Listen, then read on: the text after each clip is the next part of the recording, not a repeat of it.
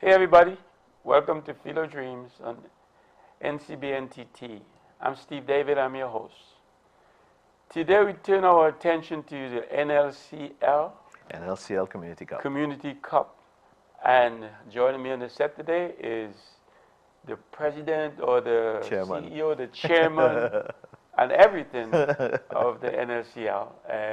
Brian Yes. Jordan, welcome to set, Brian. Thank you for having me. Appreciate being here. As usual, your work in football with this community cup has been unbelievable. Appreciate that. You've done so much, and every year it's building. Absolutely. And I so. like to see that. Absolutely. We have a good team, Steve. I can't take all the credit. We have, folks like Miss Sandra Pompey, who's been there from the beginning. We've had my wife, Mrs. Jordan, there from the beginning. And we've had folks who have come and gone. And we still have volunteers and others who are helping to make sure that this thing happens and grows. And it grows organically, because we don't, we have more teams asking to come in than we can accept. But we feel good about the work that is being put in. Thank you. You said organically. I thought you didn't use any spray. Yeah, we just spray sometimes. So right now we not halfway through, just started, right? Absolutely. Well, we're actually heading into the second round, in starting with this in Group B, because we have three groups. We have Group A, which is the Northeast zones, which has 7 teams. We have Group B, which is South Central, which has 6 teams. We were trying to get a 7th team, but things didn't work out there. And then Tobago kicks off this coming weekend with 4 teams. So we have, a handful of very good quality youth football teams around the country, and the games are playing in community fields all around the country. So it's very exciting to go out and see the kind of energy that, these kind of, the youngsters are putting in the work, and the folks are coming out and appreciating the youngsters, the talent. Big structure. It is. It didn't start that way. We started with 10 teams in 2019. Ms. Pompey will tell you, just Trinidad. But during the COVID shutdown, we continued to work and plan so that when we came out of COVID, we literally had teams that were waiting and raring to go, including in Tobago. So we were, we have some partners in Tobago like Eagles FC, a big team in Tobago, really well run. Ball Blasters, Roxborough Lakers, and we've worked with a variety of other teams in Tobago. And so we know that the talent is not just in one island, it's all across the country. Yeah, pretty much. Yeah.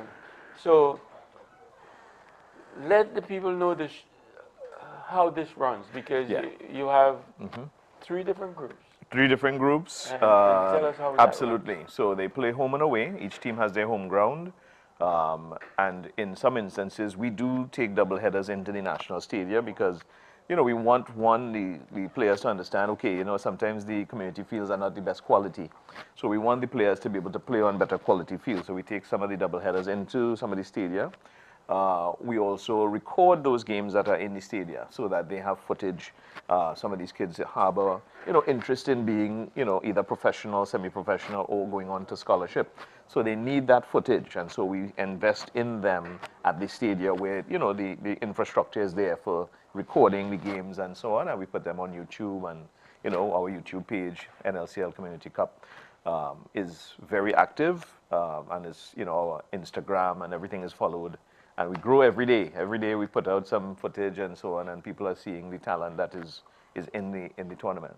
Now, when it comes to the first and second round, at the end of those rounds, these teams will, the first 3 in Group A, the first 3 in Group B are automatic qualifiers for the quarterfinals.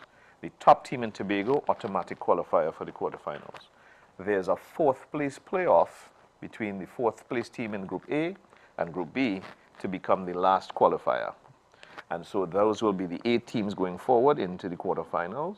And we have for years had our all-star weekend of games and so on, where we pick based on the teams picking at the end of the games who was their favorite player from the other team. So we conglomerate that data and come up with all-star teams, and they play against each other during the course of the knockout season. It used to be we used to have that at the end of the season, but we hired a consultant who said, the NBA, The NBA does it in the middle. You know, why don't you try doing it in the middle? And quite frankly, it's been better for us to have it in the middle than at the end. So it's working out very well that these kids are playing, and it comes right after the SSFL season as well, Steve. So they're in season in sense. You know, they haven't gotten out of season. They're constantly working and building and developing, which is what the tournament is about. So duration is what, January to December. We start in December and we go to March. So we want to be in between the SSFL and the Republic Cup, so that the kids are playing more football, being coached up, so more contact hours, and certainly we are seeing the development of these youngsters. This would be a good time to say to you, we also have an under 15, under 11, and for boys, and we have under 13, which will become under 15 for girls. And what we're seeing now is the transition of players from the under 15 tournament into the under 19, and you're seeing that quality and you're seeing that development as it comes through the pipeline. So it's really wonderful to be able to see that we're building something strong. Yeah. Absolutely. And this is TTFA sanctioned, right? No, I have to say that again. It's not. It's not TTFA Well, why sanctioned. not? Because you could. Well, yeah, I think it's a question for them more than for me. Yeah. We have often reached out to them and said, "Hey, come on board. Also, come scout the tournament." You know, we have a CONCACAF under 20 coming up. We've asked them to come and scout the tournament because the talent is there. Not everyone that you would have seen in the SSFL is on their roster. They haven't seen these folks. So come and look at the tournament and you'll probably find a couple people that you should pull into the national setup. We haven't been able to convince them yet, and we continue to have dialogue and try to work with them. But I mean, I'm sure lots of the players that they have is playing in your league. Absolutely, quite a few, and many of them, you're correct.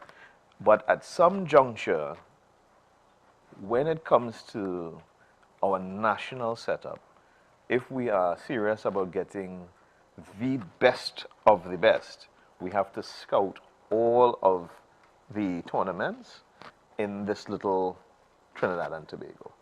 And so that's our 2 cents on that.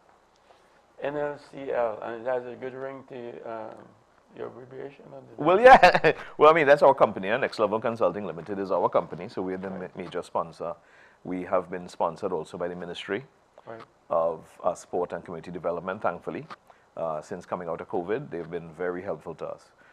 We also have a non-profit charity called the Next Level Foundation. So we are under the auspices of that non-profit. We also are sponsored this year by A.S. Bryden's with several brands, Tang, Chocalisto, Bon. I mean, we just, you know, we keep building this thing. We have Dixie has come on board, the Bermudez company. We've had National Gas Company for a while now, and we've also had Massey Foundation with us for a while now. Some really good names. And I have to tell you that Ram Singh's has also been very helpful to us. I mean, people drive by Ram Singh's all over the country now because they have expanded from Central, but they've provided us our trophies, and sometimes they give us balls and different things that, you know, we need in this competition to make it work. So, you know, we're very thankful for all of these wonderful sponsors. And as I told you, coming here today, others are calling to try to get on board, which is really good for us. So I know there is locations that you get quite much more team than others. Absolutely, sir. So which is your biggest location right now? Right. So we always, and by the way, every tournament has been won by a team from that Group A, which is the Northeast. In the first year, it was Maguire, which is the Miaro Guayari area. They won the first year. And then coming out of COVID, Soccer Made Simple from Aruca won it, and they won it the next time around. So the Aruca, Arima, Eastern area is, quite frankly, very strong in the competition. It doesn't mean to say Tobago isn't strong, South isn't strong, but, you know, the proof is in the pudding. The East has won it every single year we've had the tournament. This year we added Queen's Park Cricket Club. Queen's Park has been in our under 15 and under 11s, but this is their first time in the under 19s. They're doing very well. We added a team called Athletic International Academy, which is run by a gentleman by the name of Adrian Romain. They are doing very well as well in Group A. But I do know that Caledonia, who is also in this season, has a very strong team. I know Soccer Made Simple is going to challenge. Malabar Young Stars are going to challenge. So that Group A is very sticky for that top 4. It's very sticky. In the South Zone right now, Point Fortin is running away with it. They've gone unbeaten. 5 games on a trot. They've won all 5.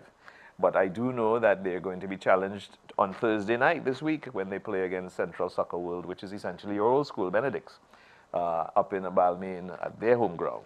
And they are the top 2 in the Group B, and they are going to be challenged at some point, I'm sure, by Gasparilla Youths, Miss Pompey's team, Maiden Labre, Callum Marshall's team, and then you have Camillionaire and Maruga coming in, challenging and competing as hard as, I think they can.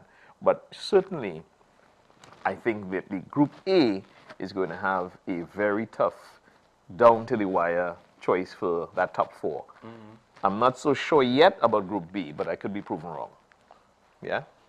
Well, one team in point, you can't beat them because you have to dilute point and have 5 or 6 teams.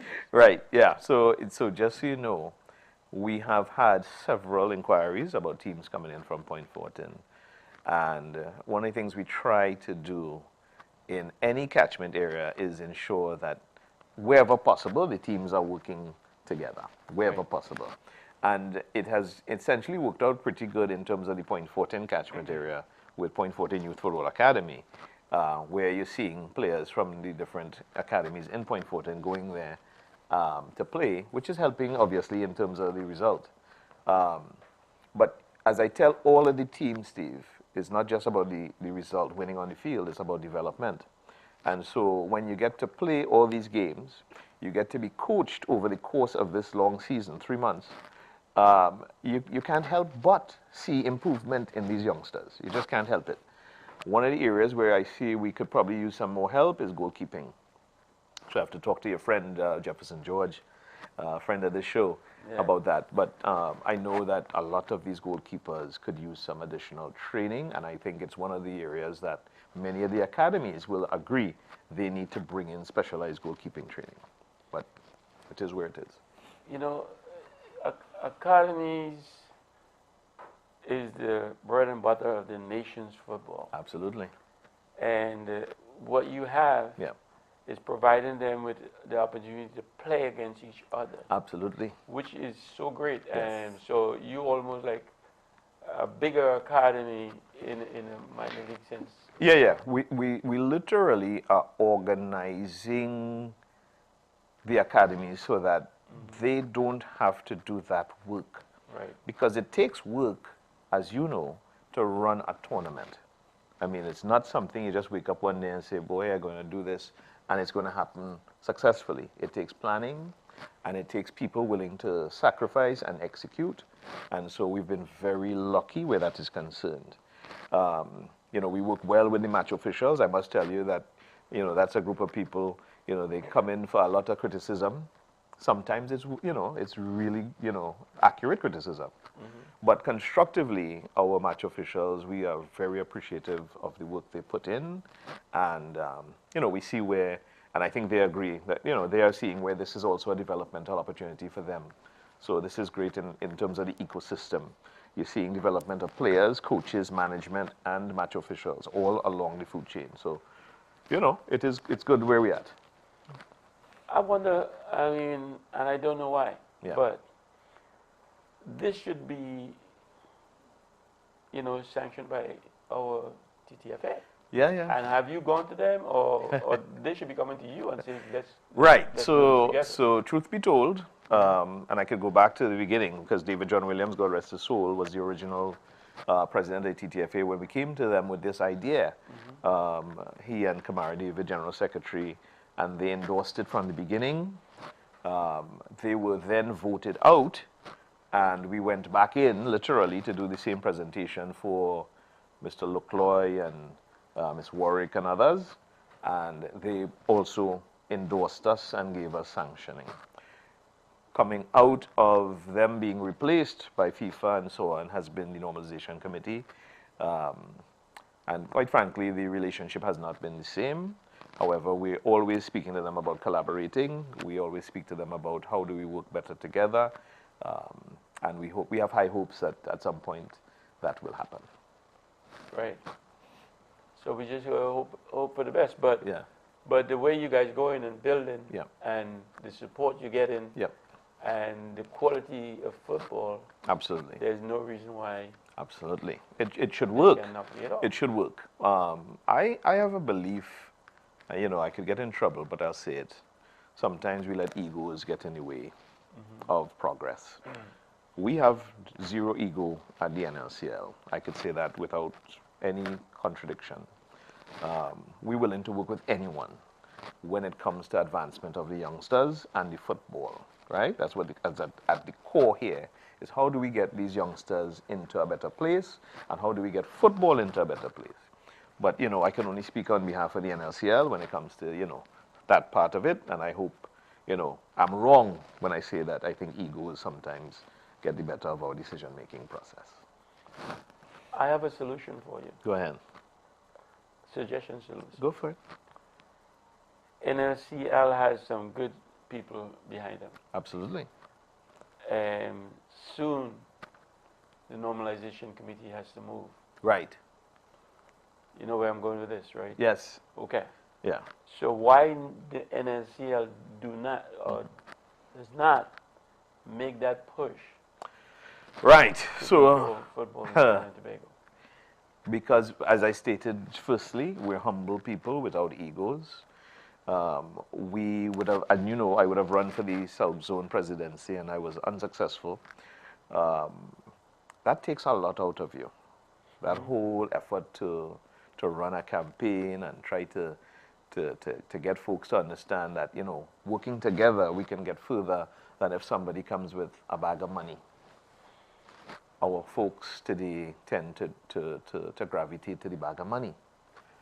I am not going to criticize folks who run to the bag of money, but I will ask them to look into themselves and say, okay, well, where does that bag of money go? Because if something happens to the person with the bag of money, what happens then?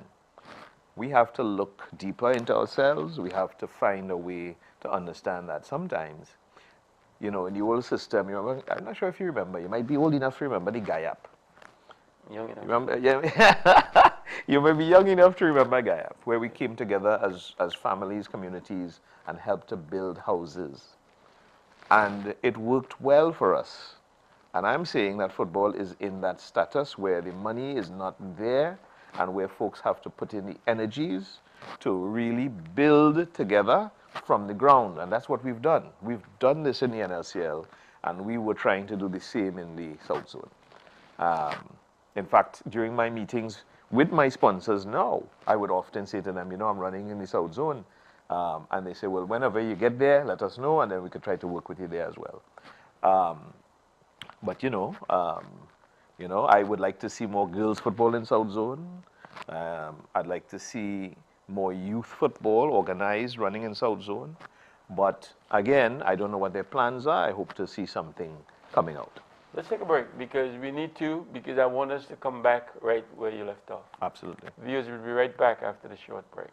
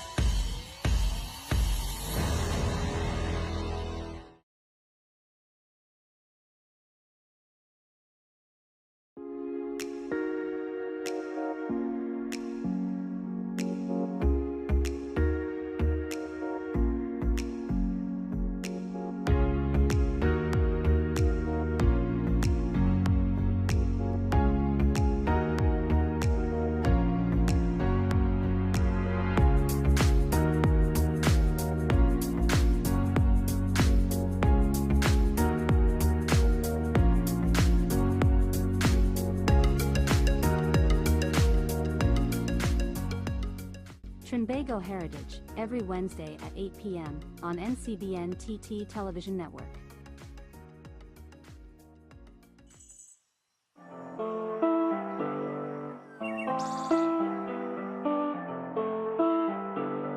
Change Talk TV to the song with us, they can't be cool.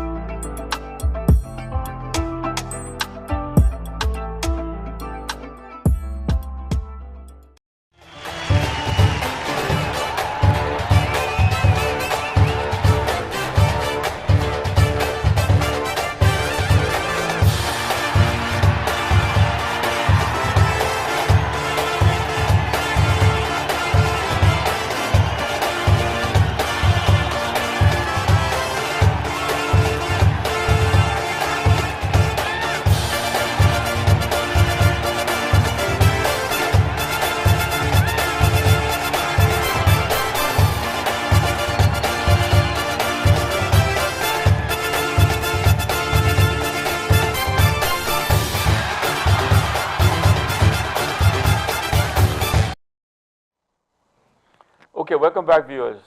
To the latecomers now tuning in, you're looking at NCBNTT. This is Field of Dreams. I'm Steve David, the host, and with me is Brian Jordan, CEO? Chairman of the NLCL Community Cup. Yep. There's a proverb, what is it worth if you gain the whole world and suffer the loss of your own soul? Correct. So I say that to say, the people with the bag of money, who maybe they're not trying or they don't know better, but getting involved in between things that we're trying to do for football to make it better in this country, has to sit back and look at themselves in the mirror and ask, am I doing the right thing, and how can we help the kids, Absolutely, the generations to come? Absolutely, and I fully endorse that statement.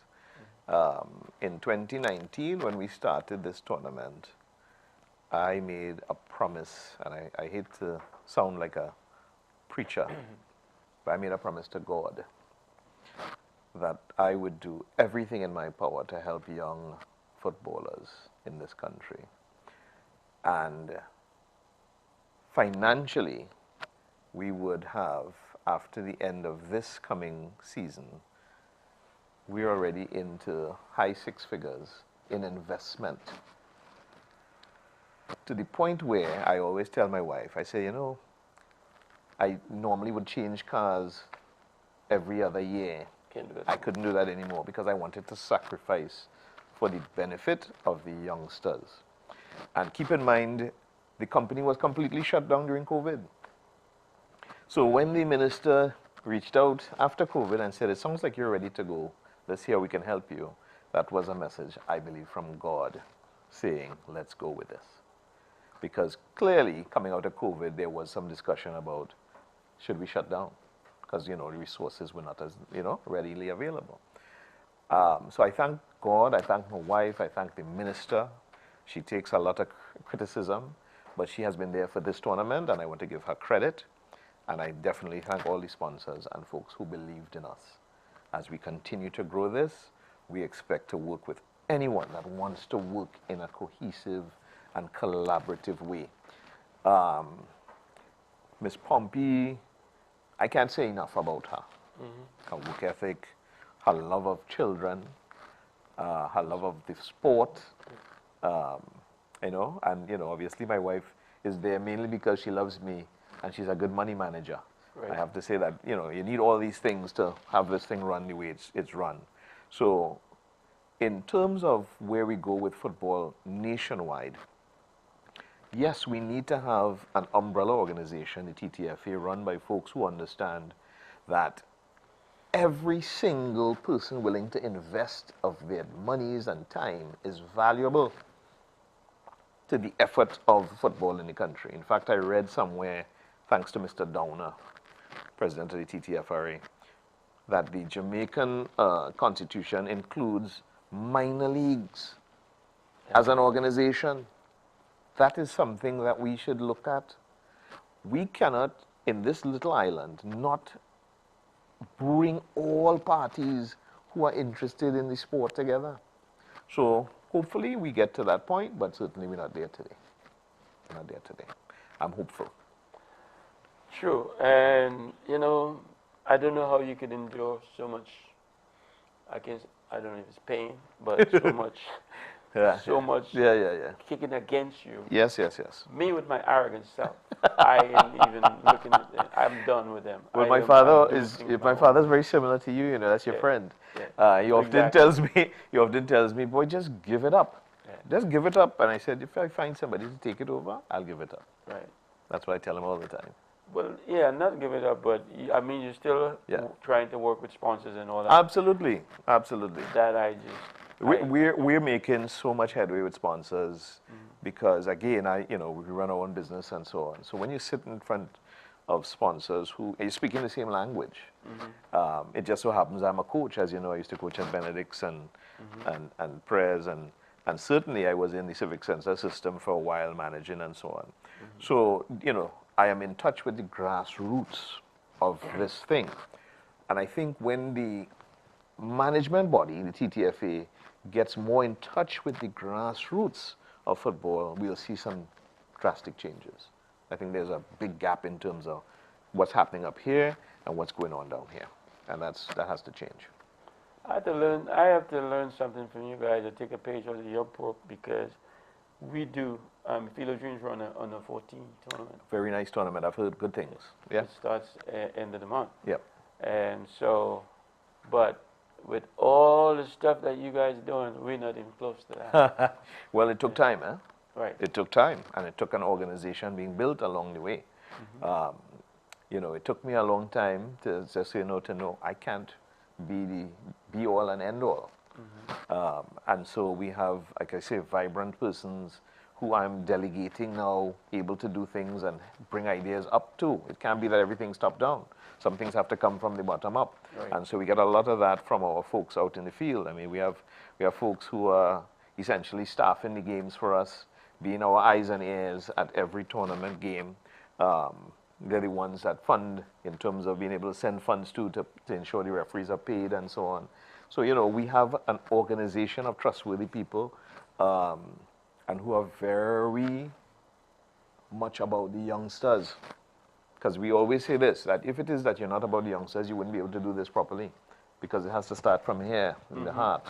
And so I think, you know, we've done a pretty good job of working with folks and folks working with us. Another suggestion Yeah. or comment. Yeah. NLCL. Yeah. Why don't you try joining the TTFA as a league? That is certainly under discussion as we speak. In fact, I am behind in working with some of the current members in terms of putting together something of a package for that purpose. But once that tournament starts, as you know, your time is not your own anymore. Right. I mean, I'm up and down Trinidad, Tobago, north, south, east, west, central. I ensure that there's not a team that I have not seen by the end of the tournament, because certainly sometimes you have to fill gaps on the all-star team. And once we have a coaches committee, just so you know, Mr. Michael Grayson, Derek King, Hudson Charles, Dexter Cyrus, Jason Edwards, former coach of CIC, and Brian Williams was there. I'm trying to get him back on it now. They are also out there looking at the games and sending, you know, their notations on some of the players we should keep an eye on for the All-Star team. So we have a real nice system that we're building, and you know, we're so appreciative of these guys in taking their busy schedules to go and watch games, and you know, and sometimes they might see a half of a game, you know, but that's better than not going at all, right? Based on their schedule. So yeah, so we are thinking about how we get into the TTFA as an entity unto itself. Yeah. For the people watching as well, age group. Yeah. So right now we're running the under-19s, which, funny enough, would allow, because we did have a conversation with the TTFA regarding safeguarding. So we are now a safeguarding certified entity. And so we did say in that conversation, you know, this tournament, the age group is specifically targeted to allow for your scouting for the national under-20 team, which is going to be playing soon. In fact, I think they start playing in February. So that age group is the crown jewel of the tournaments, because it was the first started, it's the biggest, yeah? We started the under-15s last year. We had 15 teams, 5 in Group A, 5 in Group B, and 5 in Group C. And we will come back in March with the under-15s. We have teams calling us now saying, hey, we want to get in. And then in the July-August period, we do the under-11s, which is a 7-a-side, developmental, everything's developmental, but this is even more so. And the under-13 girls, which will now, as I say, go to under-15 girls, because we see the girls need attention. The girls need that attention. I mean, you know, I have been going to Wolf games. I've been going to Republic Cup games where boys and girls are playing. And only now am I really aware as to how much attention the girls need. And during the course of I want to tell you, a few months ago, the girls were in Curacao, and I was there. I went to support the girls' team down there, and the under 17 girls, and I saw them playing their hearts out, but I saw where you could tell some folks had started playing very late. And so we have to have some kind of a program to allow these girls to play more football, be coached up, and so that's why we will go to under 15, which we hope will mean that we get at least 4 teams in each group, whereby we now can say, okay, this is something we can build on. Yeah? 4 in Tobago, 4 in South Central, 4 in Northeast. In your planning, yeah, have you guys structurally planned, I need so much in different areas? Absolutely. What we do is we have a geographical map. And we are short, as you know now. Right now, we have no teams in the Mayaro-Guayguayare area, and that's a strong catchment area. But we also are big on having teams that are sharing our philosophy. It can't be that I'm all about winning, and I am not about development. And quite a few we've found over the years are just about winning, because we do have, 20,000 in cash and so on, which, I think is, it's not bad. In fact, it's bigger than what the Republic Cup offers. But the point is that I think some teams are there to, just to hoist the trophy and collect the cash. And they're not necessarily about the development. We have 7 substitutions allowed in this tournament. We have a rule that every player must play a minimum of 180 minutes. So that's 2 games. So that, at any point in time, as young as you may come in, as small as you may be, you should be getting minutes along the way to substantiate your development. So we've put rules in place for these kinds of developmental goals. But we have to keep track of that, which is what we're doing, and we actually are giving awards for Fair Play Award, which is donated by Massey of $5,000 plus a trophy, where you have adhered to all of these rules and regulations. And then we have $5,000 for the most disciplined team from Massey as well, which will go to the team that has accumulated the least in terms of yellows and reds and so on. So you did well on the field, and you did well off the field. So one of these days, I'll give both trophies and all the funds to one team. But so far, it's been split. Yeah? Right. My under 14, they mentioned money takes the head to a different location. Absolutely. And so we should just work on trophies and more awards and that kind of stuff. How you feel the same way? Over time, I'm ambivalent on this, and I'll tell you why. I have 2 minds on it. One, I agree totally. I think if you don't have the money, you tend to get more of the people that are about the development, right? But I also know that many of these academies are coming out of their pockets with a lot in terms of transportation and feeding their players and so on. So we feel as though the money is kind of an investment in trying to help the most successful team get something back in their pockets. And that's the other reason why we're thankful with Massey saying, look, we want our funding to go towards disciplinary things, because we also feel as though that's critically important. So I'm with you on it, especially at the younger age group in terms of funding, because under 11s is just trophies and medals for us. But from under 15 and under 19, we do offer, so it's 15,000 total cash in under 15 and 20,000 total cash in under 19s. Suggestion then.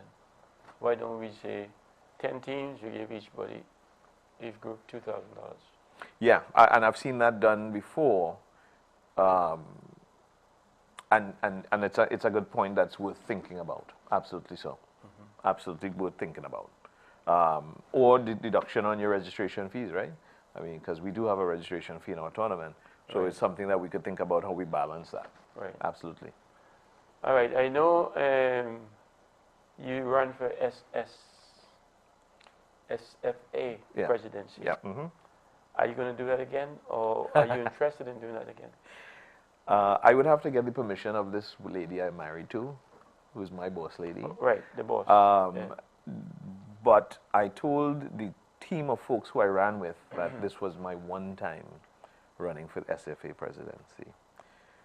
And what I would have advised them and encouraged them to do, all of them, because they're all capable people, is that they should keep this camaraderie and try to work together for the future, learning from the lessons of the past.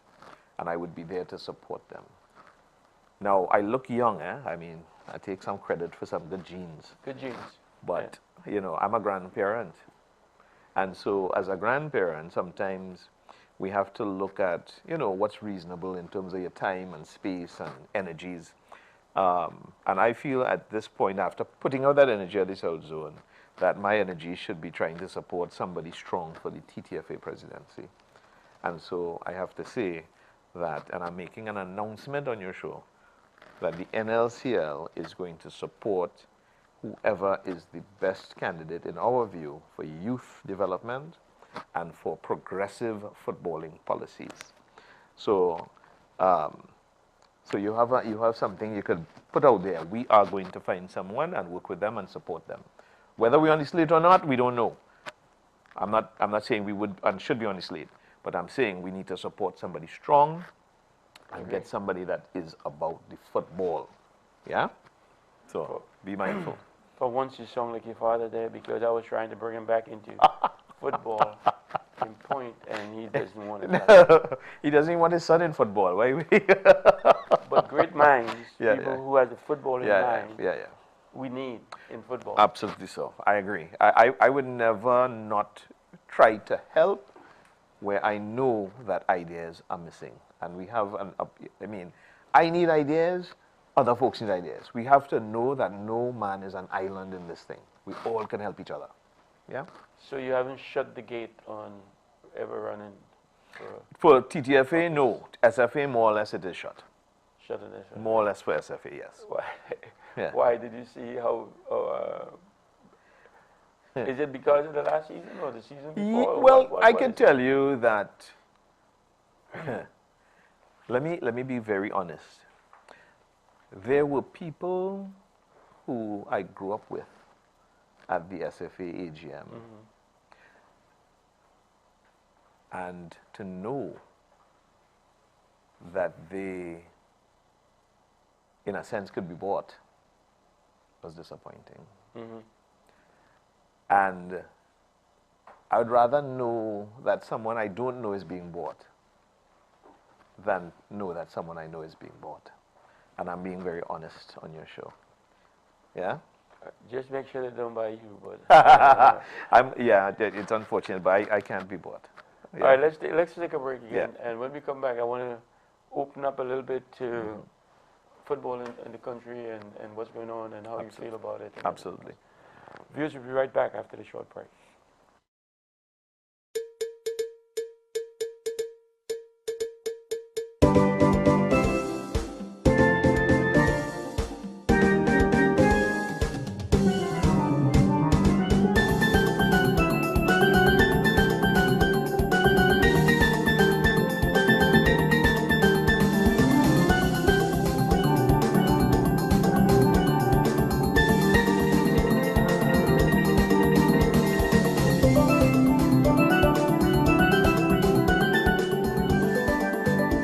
Trinbago Heritage, every Wednesday at 8 p.m. on NCBNTT Television Network.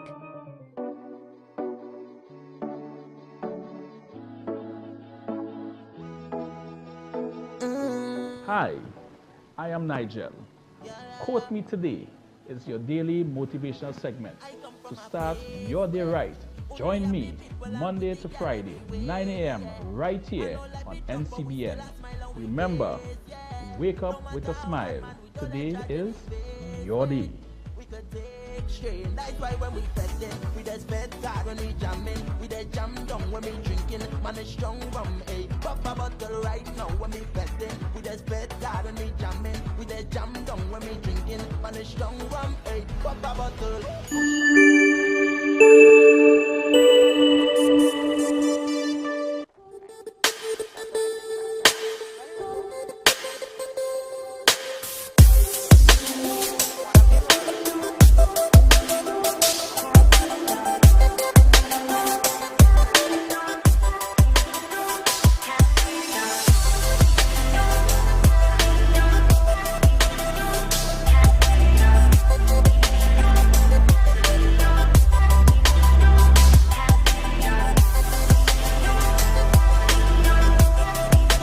Santa Rosa First Peoples Community, in collaboration with the Center for Orientation and Integral Research, COIN, and the Caribbean United Against GBV, presents a 12-part series on gender-based violence intervention and prevention measures, under the theme, Unmasking Myths, Promoting Peace.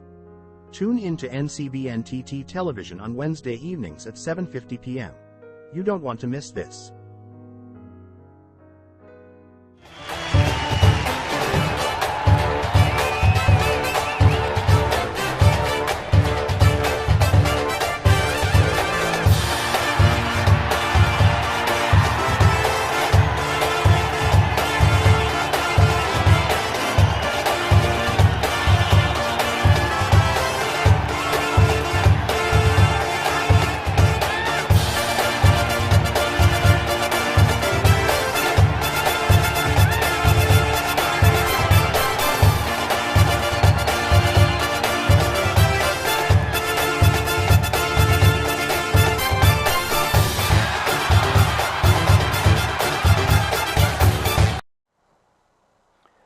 Okay, welcome back, viewers.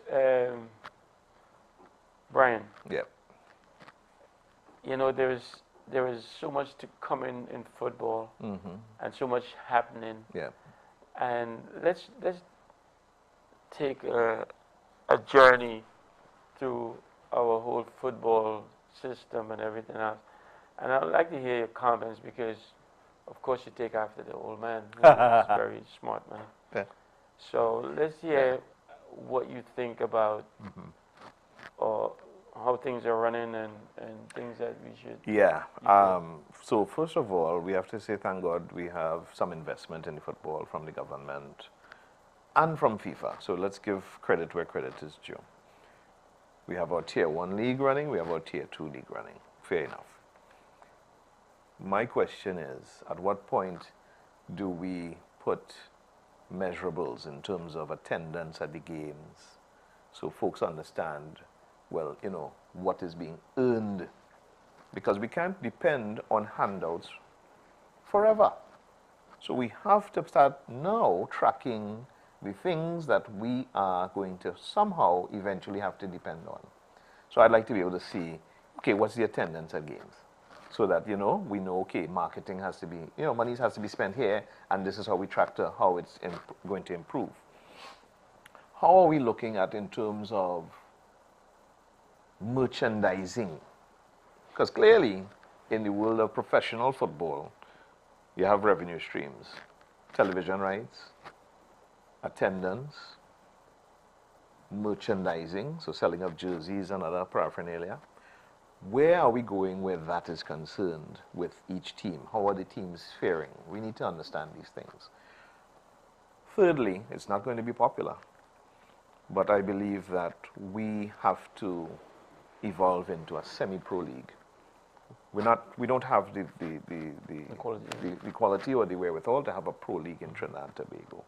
And so we should certainly have the Pro League and Super League probably coming together and saying, how do we now morph into this semi-pro league working together with promotion and relegation?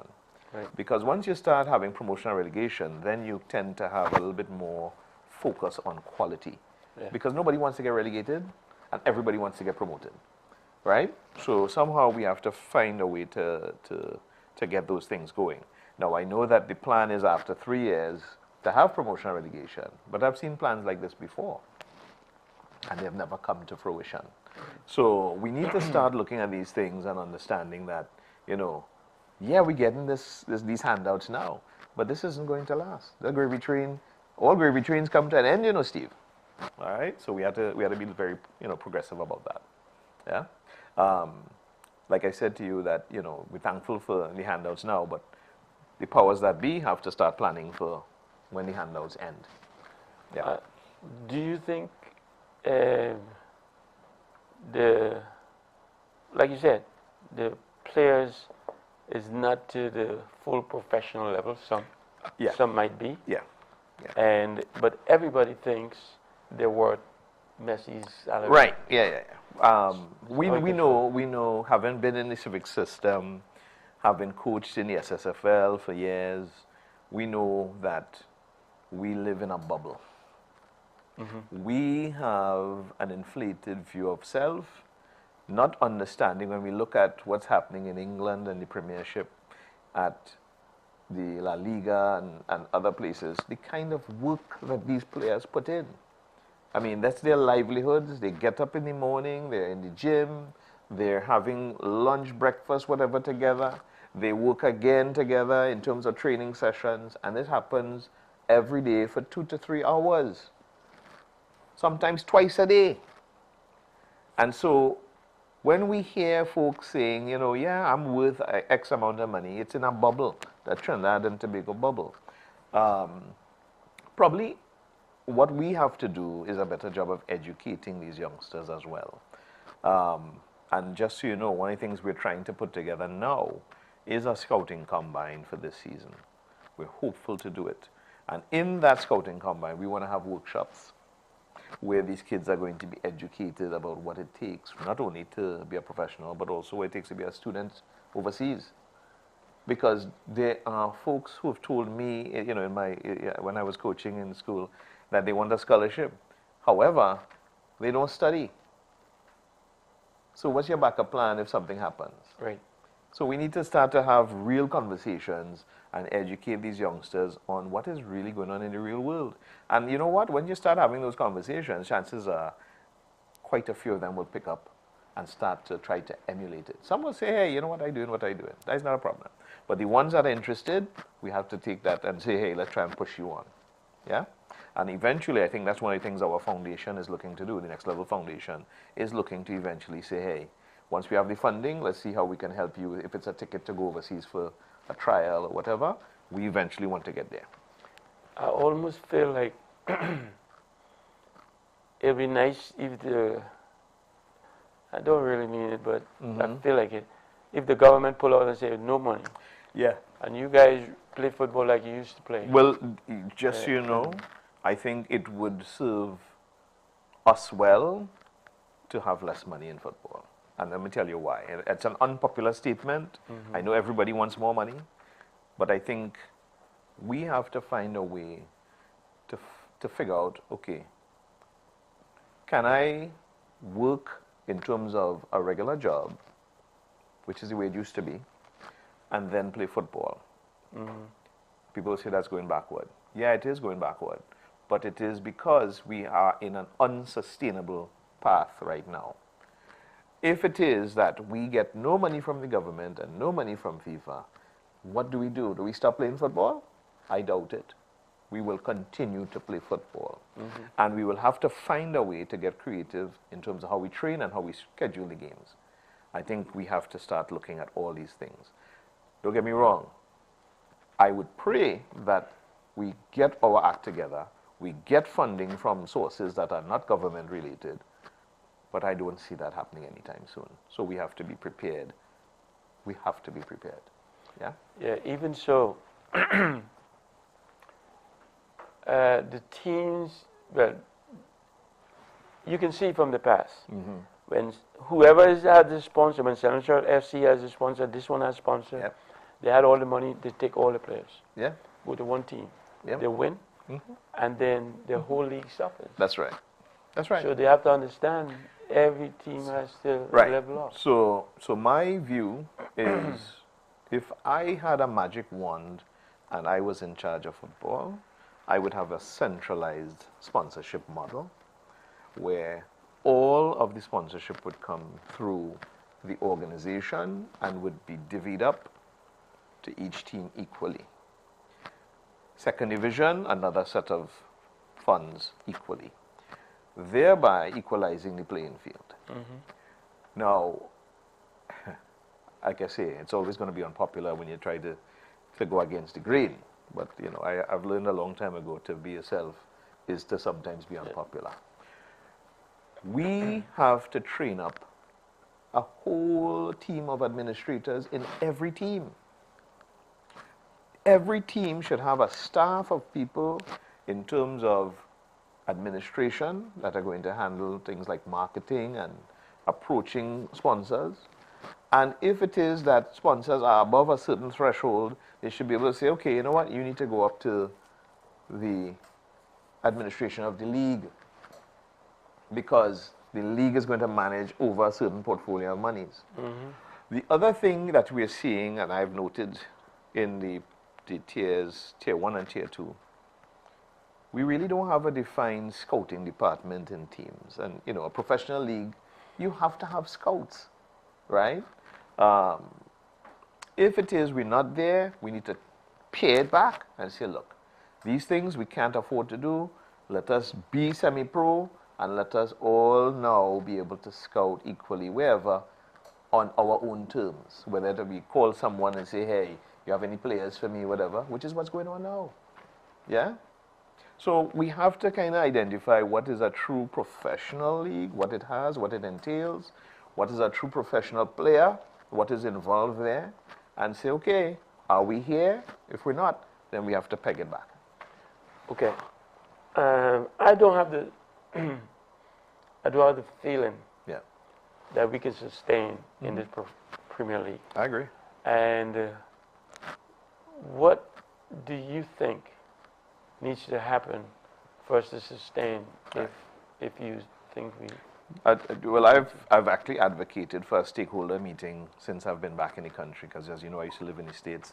And when I came back and I saw what was happening in the SSFL and other places, I said, you know, this country could use a stakeholder meeting where everybody comes to the table and truthfully says, this is what we think we can afford to do. And where we take all of these ideas and distill them into a plan. We don't have a plan. We just working. And eventually when something crashes, you will all know it crashes. But strategically, this has to be run like a business. And in business, you have to have strategic planning. And you start by having stakeholders come to the table and let's all strategize together. And then we could come from this place of all these ideas into this priority strategic plan. That's what has to happen. How we get honest stakeholders who could look themselves in the mirror and say, I didn't do wrong, because under the table, they will still have some of them under the table. As a former corporate person in America, I believe in 80-20. And many people who have known me will have heard me say this. I believe you can get 80% of honest people, and that 20%, they get drowned out, you know, because that's a 4-to-1 margin. They will get drowned out. Eventually. Yes. But they might destroy it by that. Well, this is what I'm saying. Once your 80% is a good core 80%, that 20% is, they're going to be noise in the background. They're going to be noise. So you have to, and in my view, always go into it knowing, like you say, you're going to have that 20%. And you work to suit. Our national football. Yeah. How you feel about it? Do you think we're making strides to be better? Yeah, I've known the head coach. I know he's probably going to say he learned some lessons along the way. Right. Coming out of the Gold Cup where we were very much embarrassed and so on. I thought he did the right thing in terms of going younger. But I also thought he should have gone younger before. Right. And we would have had conversations, he and I, over the phone and so on. Not that we're friends, but I think from a professional perspective, I would have recommended certain players as well to the national team that I thought would be useful. I think that the most recent extension is a slap in the face to the members. Nothing against the head coach.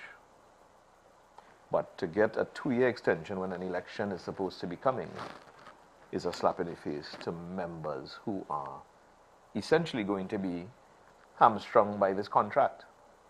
Because no terms were discussed with the members, nobody understands what are the out clauses, etc., etc. So why rush it? Why not wait? But again, we've come to that place where, quite frankly, the Normalization Committee does not necessarily care about what the members think. So the members have to strengthen themselves. The members have to do better in terms of working together and ensuring that their feelings, their thoughts are fed up to the Normalization Committee. I think the normalization committee thinks it can do what it wants because the membership isn't strongly united. And so that has to change in any situation, whether it's regarding the national head coach, whether it's regarding elections, whatever it is. That membership is not as strong as it is because it is not as united as it needs to be. Well, I mean, you know, I don't like structures with selection, player selection, team selection. Yeah, yeah. I still like the back in the day plan when they used to have a selection committee. And you can't give me one coach picking all the players, selecting the team. Then that's your idea. That's why. Right.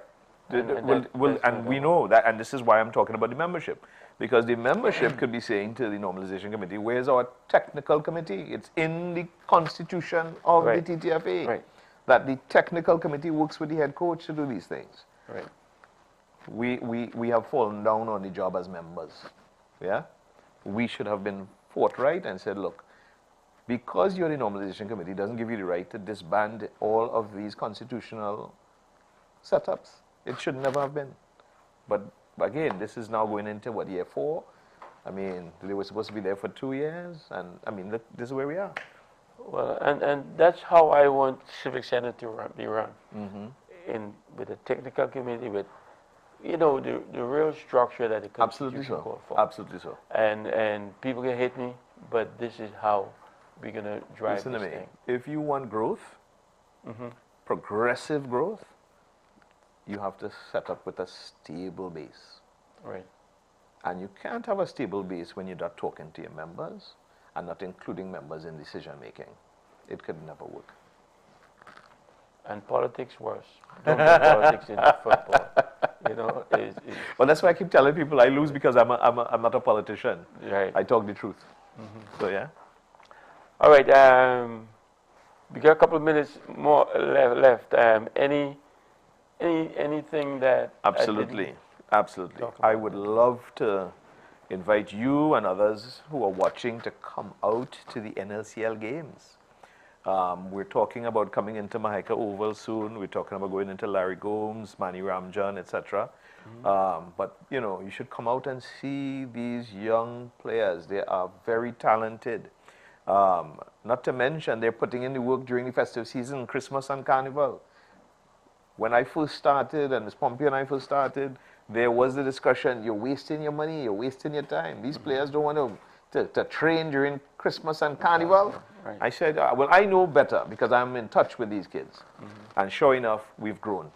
So just, you know, come out and show some appreciation, some love, and see these kids and enjoy these kids, because this is our future. Right in front of our eyes, we're seeing our future blossom. And I'm thankful that I'm here to be able to help, and with the committee, help these kids.